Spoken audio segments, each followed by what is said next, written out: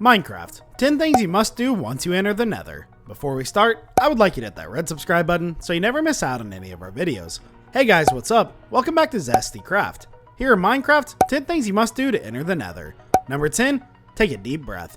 Entering unfamiliar territory can be scary, so there's no shame in traveling back to the overworld and taking a deep breath. There's no reason to freak out or commit to something that will result in a ton of anxiety for the player.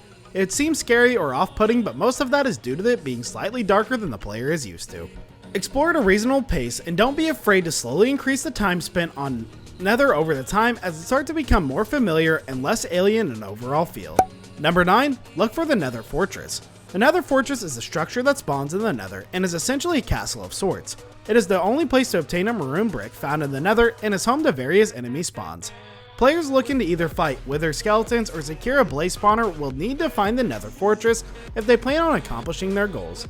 It's kinda hard to miss once it's found. Some players get lucky when they travel to the Nether for the first time, as their gate can manifest next to it or inside of the Nether Fortress. Number 8, protect your footing. When traversing a newly built Nether portal for the first time, it's important to know that it creates itself in the Nether at an area that correlates with an overworld location. This means it can spawn in a lava pool with a few blocks surrounding it. Players should come prepared with plenty of dirt and cobblestone. This will be essential in building safe paths that will allow the player to navigate successfully. Some players even go so as far to use stone fencing to make it even safer. Number 7, familiarize yourself with resources. Nether exclusive resources are most certainly a thing, and over the years the developers Minecraft have added significantly to the list of things that only exist in the Nether. From glowstone to blaze rods, it's important for players to understand what they should keep an eye out for when exploring. Even veteran players may need to refresh themselves with a Google search so they can understand the newer materials that now exist. Knowing is half the battle in most situations, and researching Nether resources is no different. The new resources were added so that the Nether and the caves and cliffs update, so there are more than a handful of overworld that players must become familiar with. Number 6, avoid burning to death. No one wants to die when playing Minecraft, but some people seem to be more understanding of the potential outcome. Not only can one accidentally slip into the Nether's lava ocean result in the player burning alive, but the ghast and blaze both shoot fire. This means that either of those enemies lands a blow on the player, they'll be dealing with the same thing as they fall in the lava. Fire protection is an amazing enchantment that can make the player feel almost invincible as they try to conquer the Nether. Number 5, understand the enemies. Combat is rather straightforward in Minecraft, but from time to time, enemies can be surprising to their behaviors and ability to dish out damage. Taking the time to familiarize oneself with its enemies in the Nether can prepare players for what they should avoid.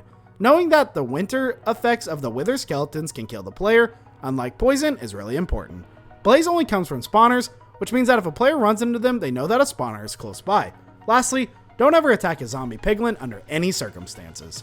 Number 4, gather glowstone. An annoying part of the overall Minecraft experience in survival mode is the need to light up areas with torches to avoid the spawning of villainous mobs. Glowstone is a resource found in the Nether that provides an additional solution to the problem and can be crafted and placed in ways that are as tacky as torches. Players should focus on harvesting it when they find it since it'll come in handy at some point, and it better be harvested up front than try to think about it whether it was spotted in the Nether. Number 3, find a blaze spawner. Blaze and wither skeletons are the two enemies most closely associated with the Nether Fortress. The former has a drop called a blaze rod that is used in a handful of crafting recipes. Blazes are unique because they all originate from a physical spawner that players can deactivate by either destroying the spawner block or covering it in torches. These spawners can be manipulated in such a way that they can provide players with an area in which they can accrue tons of experience from defeating the fiery mob. Number 2, scan your surroundings.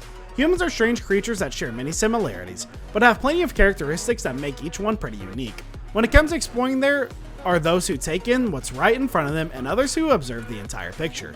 Entering the Nether isn't exactly safe, and taking in exactly where the player appeared in relation to the rest of the Nether can help with accumulation and make the task of finding certain structures or resources much easier due to the familiarity with the layout of things. Number 1, protect the gate. Upon entering the Nether, it becomes clear that the gate in the Nether was created out of thin air. Players need to know that a blast from the gas can turn off the gate. Unless the player is carrying a flint and tinder to reignite, they'll be trapped in the Nether until they die. A solid strategy is to bring cobblestone through the gate and immediately build a stone fortress for the gate. It doesn't need to look nice as the aesthetics can come later, but this layer of protection will help the player avoid any annoying hassle of having to relight the gate if or when it gets turned off. Well, this brings us to the end of our video. I hope you enjoyed it. Hit like if you did and don't forget to subscribe to our channel so you don't miss any of our videos in the future.